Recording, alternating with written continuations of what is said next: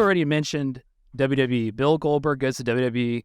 How's this lining up with you? So the WWF purchases WCW, and things start to unfold. You then go over to the WWF. Yep. Then Bill Goldberg doesn't come right away. Neither does a lot of people, right? Because they just collected money at home. Booker T comes over. What do you remember the thought being as far as Bill Goldberg's not showing up, these other guys aren't showing up? Well, they had guaranteed money. They all had guaranteed money. So whether they wrestled or not, they had guaranteed money. They were getting paid.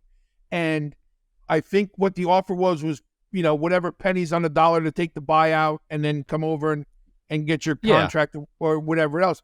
So they all had guaranteed money. So they went with what was supposed to happen and what happened, two completely different things.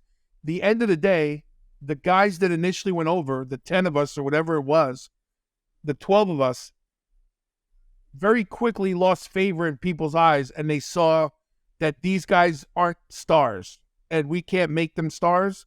So now we have to start bringing in names to make this WCW thing work. That would have been great if they would have kept WCW a separate entity from WWF, but they didn't. Here comes Booker, here comes Dallas, here comes Goldberg, here comes Mysterio, here comes Kidman, here comes, all these guys and girls are coming in now, and now we're all part of WWF. So that invasion thing and everything went up in smoke, and they felt like, and because some of the people that they were dealing with at the time weren't grasping the concept of how WWF does business. They only knew how WCW did business. And clearly there's a miscommunication. So the ones that understood it were doing okay. The ones that weren't it's a black mark on the whole group. It wasn't just separating one or two people. The whole group isn't doing this for it. What do we have to do? Well, now we got to negotiate and get these guys, guys and girls to come in. And that's just the truth of it. So who do you get? You get the top stars. You bring Booker, and you get Paige, right? He did the thing with the Undertaker and the stalking the wife and all these things. And so the things that they wanted to work, but now it was all working WWF style.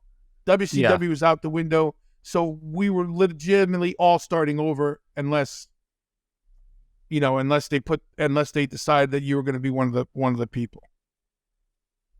We'll talk more about the invasion later because I think that's an interesting story. Tried to create something that had so much potential, but not the right tools to make it happen. Yeah. We'll talk more about that later. Okay. What do you remember? What do you remember from your career, what you were doing, and what Bill Goldberg did finally make that jump? Very short contract. I mean, he wasn't there super long, but what do you remember when he showed up? Well, by the time Bill was there, I was probably into the Tough Enough stuff and things like that. So a lot of my in-ring and event stuff was gone because I was doing that TV. And then I started to find my niche in with the training and all those things, and staying busy because don't forget at the time they still had 2 magazine shows on the weekend. They had Heat and Velocity, right? So they had so many people. Now guys became steady Heat guys, steady Velocity guys instead of always mixing it up. And it became like WCW. No one wanted to do Thunder because Thunder was the B show. Until Thunder did good, then they all wanted to do Thunder and nobody wanted to do Nitro. Well, now we're in the same thing, except now instead of 100 guys, you have 250. And so now, what guys are going to keep on Raw? What guys are going to keep on SmackDown? And the rest, let's delegate them to Heat, Velocity, and let's send some guys to Cincinnati with Les Thatcher's group so they can help groom the younger guys. So there was always something for us to do. I just navigated to staying busy. Like, we worked all the live events, but we weren't working TV. And then when we weren't working TV, we were doing those things and then started to go to Cincinnati and all that stuff. Yeah, it kind of lines up with the Tough Enough thing. Yeah, is Tough Enough 4 and the Deep South Wrestling thing for you. So you spent some time on SmackDown. Yeah. And then when I got injured, what do you remember people saying? Sorry, go ahead. No, that's okay. What do you remember people saying about when Bill Goldberg did show up, though? That's a big thing. Well, I think, like, you don't know what was said between Vince, JR at the time, or Laurinaitis and Goldberg. So everybody, again, it's all assumptions. Well, this guy thinks he's going to get the same treatment and do the same things, but there's a certain way of doing things in the WWF. And no matter how big you are, there's a way to get acclimated, right? And so I'm not sure if heads were butting or whatever the case was. I have no insider information on that. I just know that it was a different place than where everybody came from. And Bill didn't have a lot of independent stuff under his belt. He didn't have a lot of international stuff. He knew WCW's way and what he did and what worked for him there. And so whether he was told that was the same thing that was going to happen, you've got to work your way into that stuff, you know? So I know his first time in wasn't really long. And No.